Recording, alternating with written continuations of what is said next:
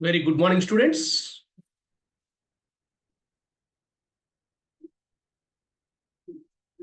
Welcome to IIT NEET Foundation or Focus C program by Krishnaveni Talent Schools and the Mastermind Schools.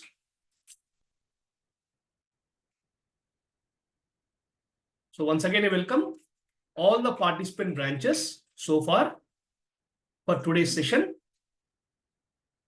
As you all can see on the screen, and you are well aware, my subject is physics. We are in class 6th. Today we are going to start a new chapter that is 6th chapter, magnetism. So we are entering into the session number 1, right? So before that, last chapter, that is, we have completed the electricity, right? So in electricity, first 2 synapses, we have done exam for the test 5, whereas synopsis 3 and 4 are the syllabus for the test 6, which is on 30th December. That means you already completed the test 6 portion. So you go through vigorously about the synopsis 3 and 4 from your material, along with the worksheet related to that, which is having the test 6 on 30th December, right? So now we are entering into the syllabus of test 7, right? Test 7 syllabus, that is magnetism, right? So remember, the examination, next test 6 examination syllabus is chapter 5th chapter, electricity, synopsis 3 and 4, because 1 and 2 we completed for in test 5. So 3 and 4 now in the test 6, right? It's a very important information for you all. So in the continuation part, today we are entering into the 6th chapter, magnetism, right? So very interesting. So before going to know about what is magnet, what is magnetism, should know the prehistory, how this magnetism word came. That is called prehistory of magnetism, right? It's a matter of 2,500 years ago. So 2,500 years ago, the word magnetism is introduced, right? 2,500 years ago, the word magnetism is introduced by Greek philosophers. So how they got is just like electricity only, right? So this is observed by one shepherd. You know shepherd who take care of the sheep. So when shepherd walking in an area called Magnesia, Magnesia is the place, name of the place is Magnesia, which is in our own continent Asia, minors of Asia, borders of Asia. So the shepherd, his name is Manglina. Shepherd name is Manglina, right? When he is walking on the hill area of that Magnesia, his stick, he used the stick to control the sheep. So bottom of the stick, there is a metallic cover is there to protect the stick, right? So at the bottom, there is a metal cap for the stick, which is used to control the sheep. So whenever he is moving like that, his stick is attracted by some material. He is unable to remove the stick. Try to understand. Whenever he is walking on hill area of Magnesia, his stick is attracted by some material. So he collected that material and given to the philosophers available in that time. And they started studying about that material. So that material is identified as magnetite. Magnetite, that is a ore of iron, which is Fe3O4 chemical formula, right? So the material which is observed by the shepherd is identified as magnetite, which is the ore of iron, from which you can get the iron, right? Ore of iron, which is chemical formula is Fe3O4. So after this studying about this magnetite, they named this magnetite as lodestone, right? Lodestone. It is a Greek word. Lode means leads. Stone means way, means which shows always shows the a particular direction. As you all know that magnet always shows north and south direction, right? So that is the reason the magnet is also called as lodestone, which is the natural magnet, which is a natural magnet available in the earth crust. That is the first time.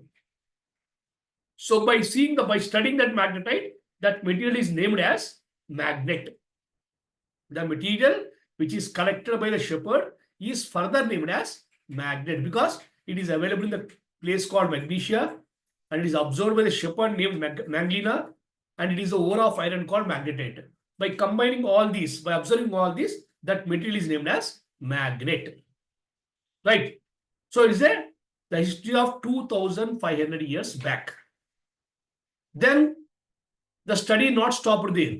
They continue to study what are the properties of magnets, what are the types of magnets available, everything they studied in depth, right? So now we'll come to the textbook here if you come. So introduction. An object which attracts the magnetic materials like iron, cobalt, and nickel is called a magnet, right? That material which is collected by the shepherd, given to the philosophers, is named as magnet because it is attracting some magnetic materials. It is attracting some magnetic materials like iron, nickel, cobalt, and their alloys also. Right? So now come to discovery part, what I explained to you. Magnet was discovered by ancient Greek shepherd named Magnetes. Once, while he was fitting his stick, I told a stick, the metallic end of the stick got stuck with the rocks. The metallic end, at the bottom there is a metal to walk on the hills. So rock. Those rocks contained the natural magnetite. The story of magnetism spread far and wide. Some people believe that magnetic was discovered at a place called Magnesia. The ore of iron was named as magnetite. The chemical formula is Fe3O4. So what I explained for you is this only. That is a prehistory of magnetism. So before knowing about what is magnet, what is magnetism, what are the types of magnets, what are the properties of magnet, we should know the history when it comes. So whenever you are studying any chapter, first you should recall the history. Then only you can understand the further concept. Right? So what you got here? 2500 years back, a Greek shepherd, when walking over the hill area for feeding his sheep, his stick was attracted by a material which is observed as magnetite, the ore of magnet, and later it is named as magnet, the chemical formula of Fe3O4. Right? So before going for the further explanation, let me show you one video on the history of the magnetism. After this video, we'll come back and we'll start continuing the explanation part, right?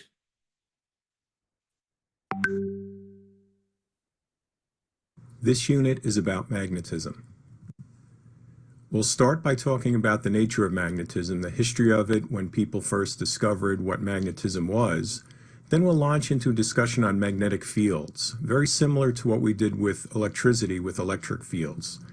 The origin and direction of these magnetic fields will be presented, and then various kinds of forces.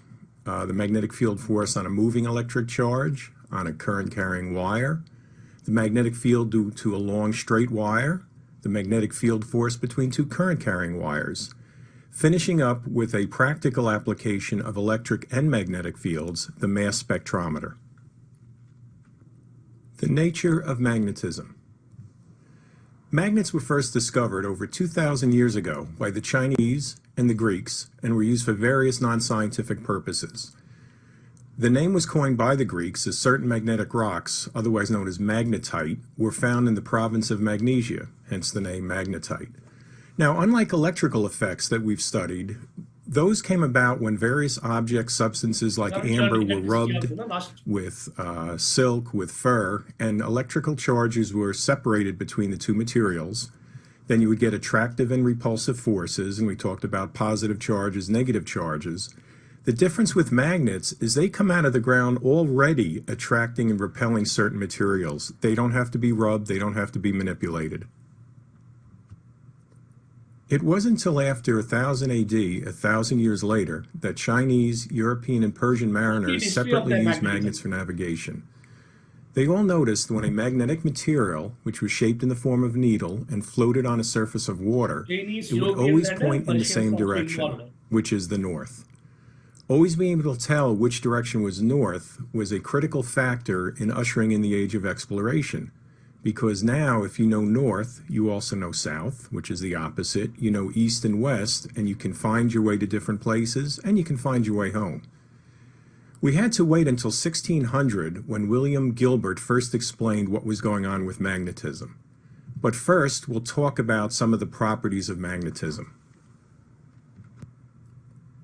Magnets have two ends, otherwise known as poles, called north and south.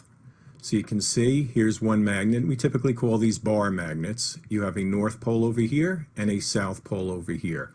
Very similar, and we'll just put the electric charge here. We talk about positive charges and negative charges. There's no correlation here between north and positive. I'm just putting that down as an example. If you put another bar magnet with its south pole here, these bar magnets will repel. So again, very similar to electric charges. If this were a negative charge and this were negative, they would repel. Two north poles facing each other, they repel. However, if you put a south pole next to a north pole, you can see the two bar magnets attracting each other. Once again, analogous to the electrical forces, yet this time we're talking about magnetic forces between poles. If you cut a magnet in half, what would you expect? You see we have a bar magnet here with the south and a north pole. You could logically expect that if you cut the magnet here, you'd wind up with one magnet that would be a north pole and the other magnet which would be a south pole.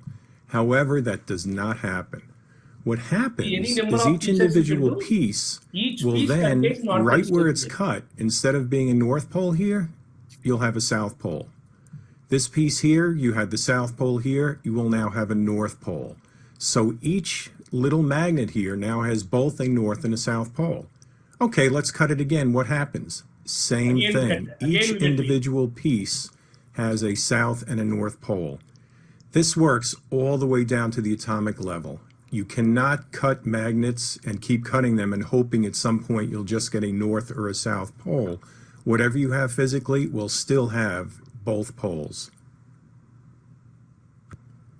Summarizing the similarities between magnetic poles and electric charges, we'll start with where they're alike.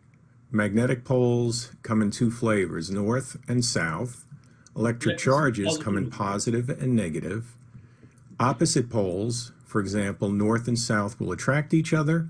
Similar poles, north and north, will repel each other. And this is just like electric charges with positive and negative.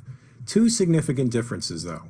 Certain materials are naturally magnetic, where electrical properties result from some kind of physical rubbing, which will separate out the charges. And secondly, you can find a positive charge all by itself or a negative charge all by itself. We did a lot of that last couple chapters. You'd have a positive charge here, it would have some kind of attraction to a negative charge here, but they were separate entities. For example, protons have a positive charge, electrons have a negative charge. However, magnetic materials always, no matter how small you get, contain a north and a south pole. You will never find a north pole by itself or a south pole by itself. Right.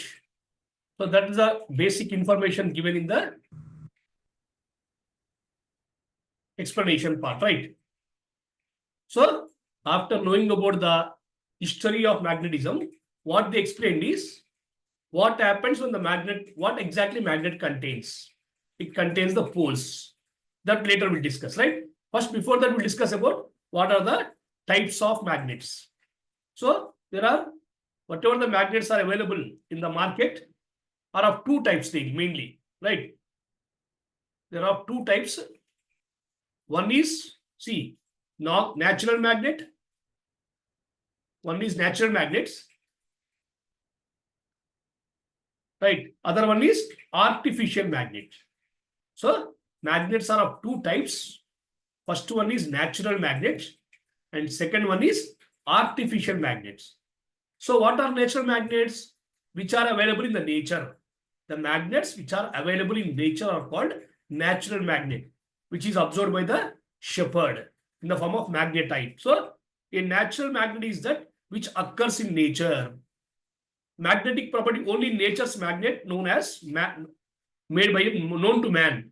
It is the ore of iron, that is lodestone. I told you lodestone is nothing but magnetite and earth. So there are only two natural magnets. First one is lodestone, that is also called magnetite, Fe3O4. Second one is our own earth. Earth also a big magnet. It's a big natural magnet. Right? So a natural magnet is the one which occurs in nature. Which occurs in nature.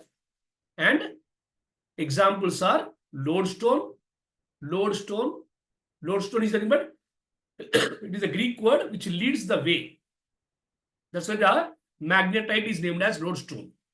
And second one is earth. Only two. There is no other natural magnets in the universe. Okay. But as per our requirement, as per our demand, there are so many types of man-made magnets. Right? So many types of man-made magnet you can see in your toy cars or so many other articles. They are called artificial magnets. Artificial, synthetic. What type of magnet we require, we can make that. Excuse me, see here. An artificial magnet is that which made by a man. By artificial means. These are made different shapes, sizes to suit convenience of our experiments. So see, bar magnet, very lengthy one. Cylindrical magnet, shape of cylinder. Horseshoe magnet, a shape like this.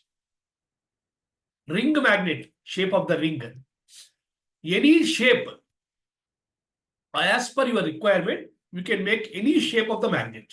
So to make that, there are so many methods are there. By using that methods, we can prepare the magnet, right?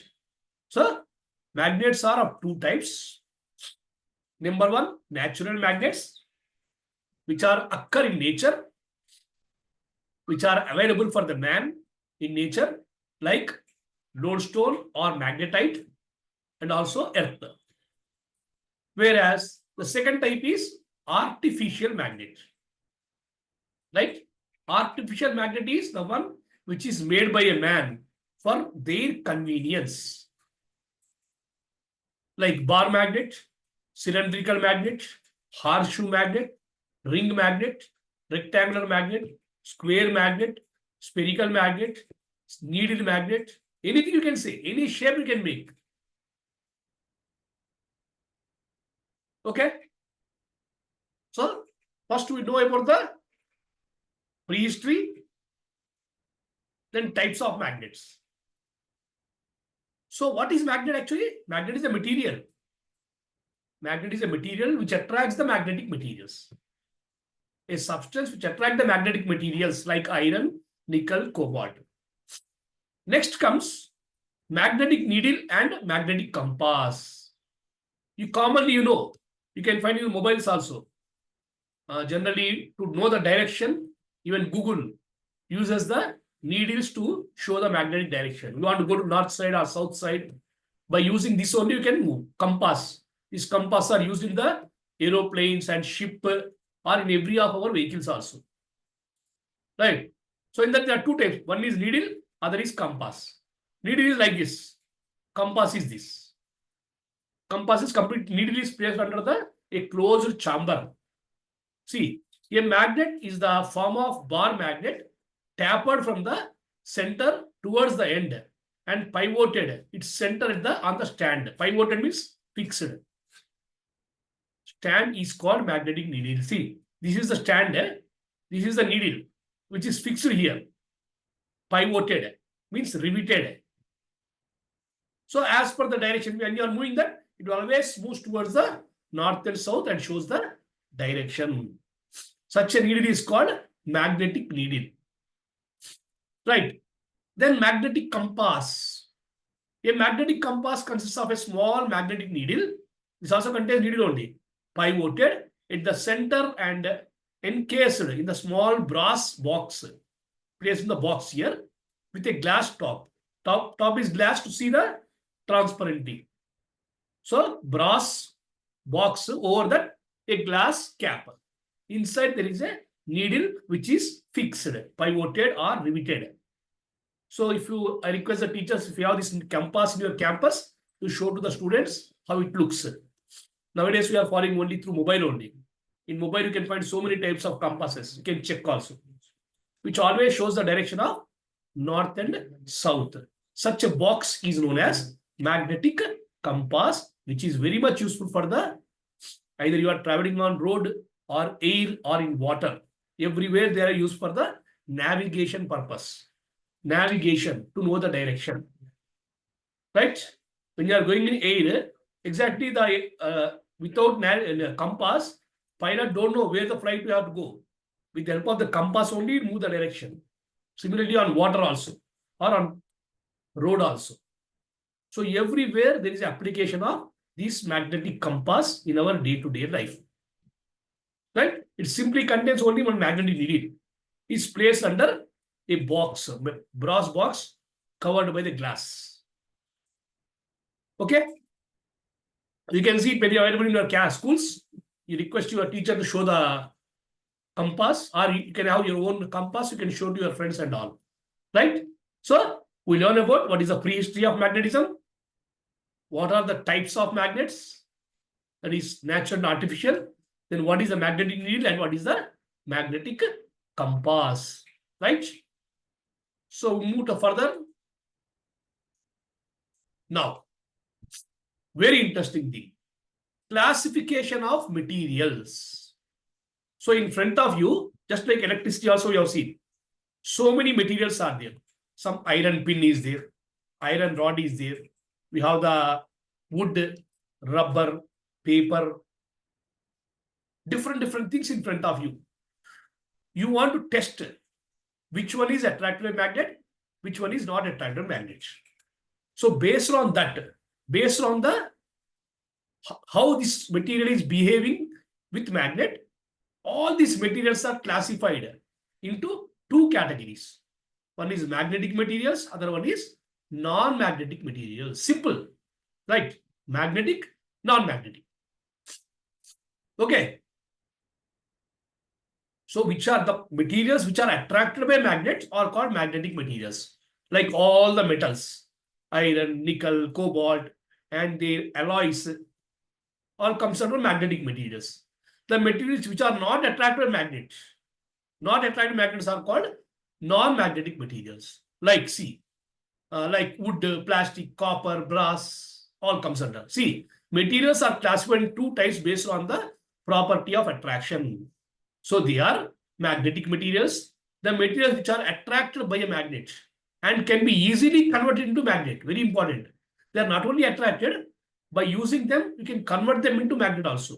That is, artificial magnets are prepared by these magnetic materials only. Either it may be iron, or it may be nickel, cobalt, steel, or alloys. Alloys are nothing but mixture of metals.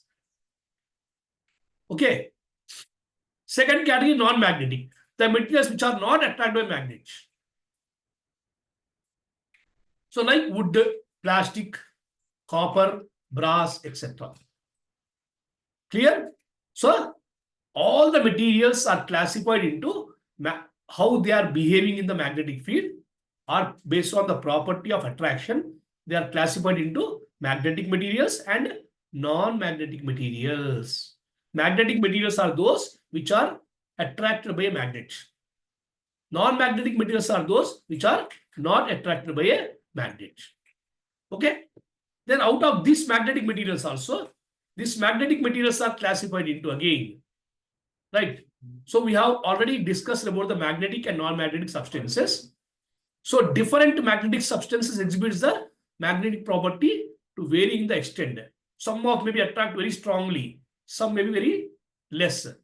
So when brought under the influence of strong magnetic field, based on this, magnetic substances are classified into diamagnetic substance, paramagnetic substance, and ferromagnetic substance. Like in electricity, remember conductors, insulators, semiconductors. Similarly, here also.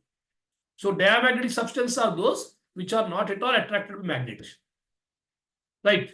Which are repelled by a magnet, also you can call it as. Or diamagnetic substances like copper, bismuth, water, gold. Paramagnetic substances which are weakly attracted, means slightly, partially attracted, like semiconductors in electricity. They are called, for example, aluminum, magnesium, chromium, platinum, or comes under paramagnetic. Ferromagnetic materials which are very strongly attracted by magnet, right? Strongly attracted by a magnet, like all the iron, steel, nickel, cobalt, they are attracted strongly, right? So all the magnetic materials are further classified into ferromagnetic, paramagnetic, and diamagnetic substances. So based on keeping the view of the how much extent they are attracted, how much extent they are attracted towards the magnet, all these magnetic materials are classified into ferromagnetic materials are strongly attracted magnet, paramagnetic are slightly or weakly attracted magnet, diamagnet are repelled by a magnet or unaffected by a magnet. Clear? So this is about the classification of materials into magnetic and non-magnetic. And again, magnetic are classified into ferro, para, and diamagnetic materials. So remember, these ferromagnetic materials or paramagnetic materials are used to prepare the magnets also. All the artificial magnets are prepared by these magnetic materials only. Right? All the magnetic materials are prepared by this magnetic materials. So magnetic materials not only attract to magnet, they are also used to make the magnets. Everywhere we use the magnets in our day-to-day life. Suppose if you see, starting from your electric motor, you see electric motor for pulling the water, we'll use the magnet. Even generator will use the magnet. Even electric bell, calling bell will use the magnet. Right? So many toy cars, we can use the magnet. For navigation, we'll use the magnet for knowing the direction.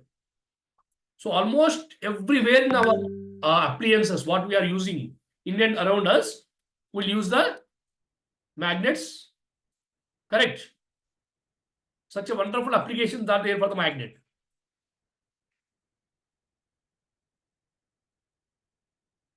Right? So we'll continue the same with what are the properties of magnet in the next class. So, but before that, so just once we recall what we learned so far today. We learned so many things in last half an hour. One is what is magnet. Once again, I will explain what is magnetism. Difference you can see. Next is types of magnets. Or before that, history. Right. After knowing the types of magnets, we learn about the classification. Just a minute. Compass and needles also we have seen. Right. So we have seen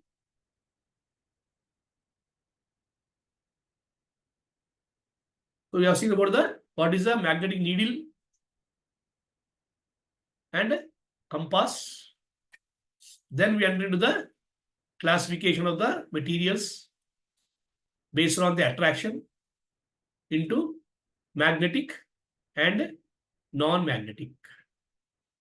Right. Very important information we discussed today. So magnetism is a property observed around 2500 years back by a Greek shepherd, Maglina. His name is Mangalina, in the area called Magnesia. Hence it is named as magnet, which is initially identified as the ore of iron magnetite. The chemical formula is Fe3O4, which is the only natural magnet apart from our earth. Then the material which is having the attracting property, that material is known as magnet, and the property is known as magnetism. Magnet is a material, whereas property of showing by that material is called magnetism. So that magnet may be either natural magnet or artificial magnet. Natural magnets are available in nature like lodestone or earth, that is magnetite or earth, whereas artificial magnets are of any shape: bar magnet, needle magnet, spherical magnet, horseshoe magnet. Many types of magnets are available. Then the magnetic needle is a very important one. A needle pivoted to a stand, which always shows the north and south direction. Compass, which is completely closed path, which are used for the navigation to show the direction. Engineers and navigators, pilots, everybody use this compass.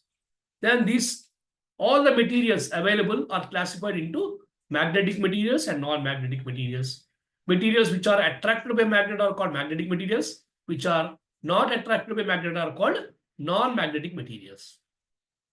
And out of these magnetic materials also, how much extent they are attracting, whether they are attracting strongly or slightly or repelling, based on that, these magnetic materials are classified into ferromagnetic material, paramagnetic material, and diamagnetic materials. Right. So ferromagnetic materials are strongly attractive magnets, like all the iron, nickel, cobalt, and alloys. Paramagnetic materials are slightly attractive magnets. Slightly, like magnesium, chromium, platinum, all comes under that category. And finally, diamagnetic materials are unaffected by magnet or repelled by magnet. Like you can see, diamagnetic copper, bismuth, water, gold. Right? So we'll continue the same chapter with the properties of magnet. There are a few properties are there, which is observed by the Greeks philosophers after finding the original magnet. And then we discuss a little more into the internal structure of magnet. So what is the reason for diamagnetic? What is the reason for ferromagnetic? What is the reason for the paramagnetic? Everything explanation will be given in the first synopsis 1 in the next class. Then we'll come to know about what is a magnetic field, magnetic lines of force, which is also very much important in our day-to-day life, and magnetic compass, more explanation. Okay, some general definitions also there. We'll discuss in the next class, that may be on Saturday, right? So this is our daily practice problem, or you can simply say the homework. Define magnetism and magnet. So magnetism is the property of material to attract substances like iron, nickel, and cobalt is called magnetism, and that material is called magnet. Material is magnet, property is magnetism. Okay. So write down this question and write the answer from your material, and take the signature from your teachers and parents also, and prepare well for the examination. We have a lot of time. Already we completed the syllabus. And once again, I'm reminding, the syllabus for test 6 is electricity, synopsis 3 and 4. What already we discussed in deep. So open your material and first to learn the concept, then go for the worksheets related to synopsis 3 and 4. Right. So that's all for today. So thank you very much, students. Have a wonderful day. Thank you.